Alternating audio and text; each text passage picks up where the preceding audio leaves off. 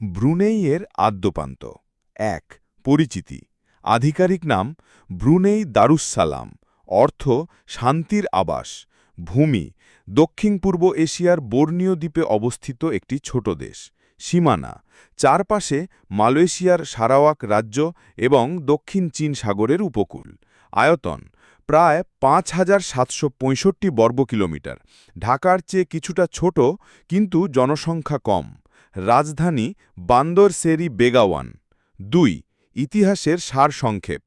১৪ শতকে মালয় সুলতানাতের অংশ ছিল। ১৫১৬ শতকে ব্রুনেই সুলতানাত দক্ষিণ পূর্ব এশিয়ার বড় শক্তি ছিল, ফিলিপিনের কিছু অংশ পর্যন্ত শাসন করত।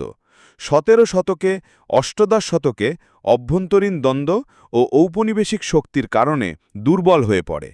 ১৯৮৪ সালে স্বাধীনতা লাভ, জাতিসংঘ ও আসিয়ান বা ASEAN-এ যোগ দেয়। ৩. শাসন ব্যবস্থা। শাসন পদ্ধতি পূর্ণ রাজতন্ত্র বা অ্যাবসোলিউট মোনার্কি। বর্তমান সুলতান হাসান আল বলকিয়া ১৯৬৭ সাল থেকে ক্ষমতায়। আইন ইসলামী শরিয়া আইন ও ইংরেজি কমন লয়ের মিশ্রণ। রাজনীতি কোনো নির্বাচিত সংসদ নেই, সুলতানি রাষ্ট্র ও সরকার প্রধান। ৪.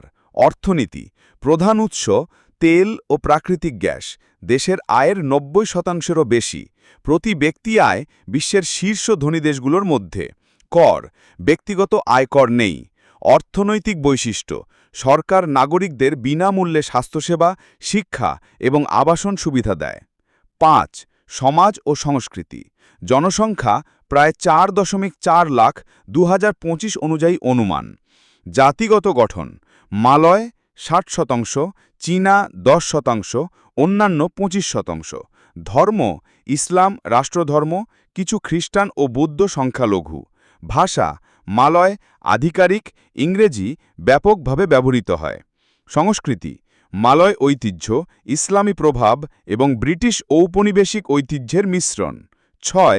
উল্লেখযোগ্য বিষয় জামি আসার হাসান আল বলকিয়া মসজিদ, বিশ্বের অন্যতম সুন্দর ও ব্যয়বহুল মসজিদ। ইস্তানা নুরুল ইমান প্রাসাদ, বিশ্বের সবচেয়ে বড় আবাসিক প্রাসাদ, মানে সুলতানের বাড়ি। শিক্ষা ও স্বাস্থ্য নাগরিকদের জন্য সম্পূর্ণ বিনামূল্যে। পরিবেশ ঘন জঙ্গল, বন্যপ্রাণী এবং প্রাকৃতিক রিজার্ভ এলাকা প্রচুর আছে। আইন কানুন শরিয়া আইন অনুযায়ী কিছু কঠোর শাস্তি রয়েছে, যেমন হাত কেটে দেওয়া, পাথর ছুঁড়ে মৃত্যুদণ্ড, যা আন্তর্জাতিকভাবে সমালোচিত। ৭. আন্তর্জাতিক সম্পর্ক সংগঠনের সদস্যপদ জাতিসংঘ, আসিয়ান ও কমনওয়েলথ।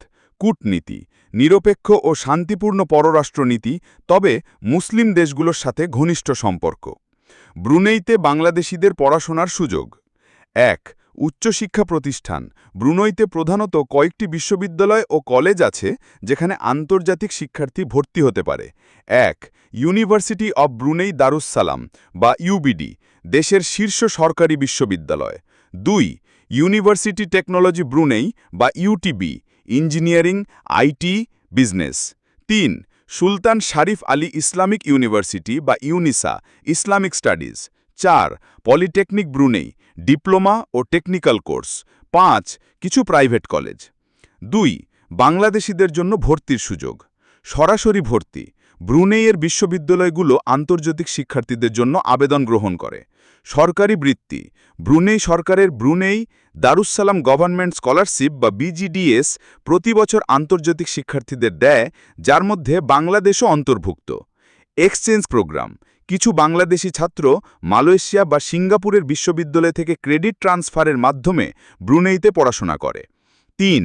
বৃত্তির সুবিধা ব্রুনেই সরকারি বৃত্তি সাধারণত দেয় সম্পূর্ণ টিউশন ফি মওকুফ, বিনামূল্যে থাকার ব্যবস্থা, মাসিক ভাতা প্রায় BND ৫০০ থেকে ৬০০, বিমান ভাড়া, যাওয়া আসা, স্বাস্থ্য বীমা। ৪. ভর্তি যোগ্যতা স্নাতক, HSC বা সমমান, ভালো জিপিএ সাধারণত জিপিএ 4.5+, স্নাতকোত্তর স্নাতক ডিগ্রি, ভালো একাডেমিক রেজাল্ট, ইংরেজি দক্ষতা IELTS ৬ বা TOEFL সমমান।